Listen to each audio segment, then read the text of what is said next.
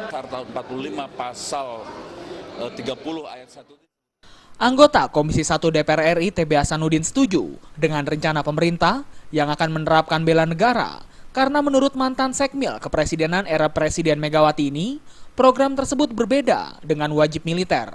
Hanya ditekankan pelatihan kecintaan terhadap tanah air dan latihan kedisiplinan serta kesiapan warga negara membela negara ketika kedaulatan negara Indonesia mendapatkan ancaman dari negara lain. Tetapi TB Hasanuddin menyarankan pemerintah harus menyiapkan payung hukum yang tegas dalam hal pelaksanaan pelatihan tersebut.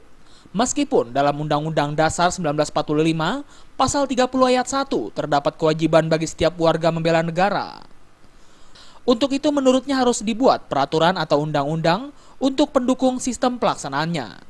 Disinggung harus dengan undang-undang. Nah, bela negara sendiri itu tidak sama dengan yang namanya militer wajib atau wajib militer, ya begitu. Jadi bela negara itu merupakan sebuah pendidikan untuk anak bangsa pada semua level, ya, tentang kebangsaan, kecintaan pada tanah air, kemudian kepada ideologi negara.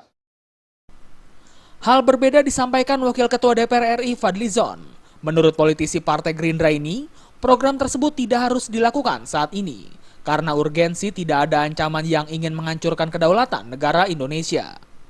Selain itu, Fadlizon juga masih menanyakan bagaimana dengan anggaran biaya pelaksanaan program tersebut. Kalau pemerintah mengandalkan dana tersebut dari beban hutang negara kembali, maka apa yang dicita-citakan pemerintah untuk meningkatkan perekonomian bangsa tidak akan tercapai.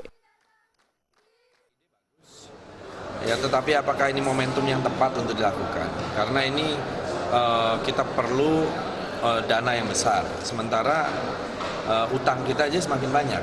Jangan nanti bela negara tapi dibiayai oleh utang, gitu ya. Jadi untuk bela negara ini sekali lagi ini program yang bagus dan bukan ide baru, sebetulnya sudah lama dibicarakan. Sangat bagus ya. Untuk kedisiplinan warga, untuk pertahanan dan lain-lain. Kemudian ancamannya apa?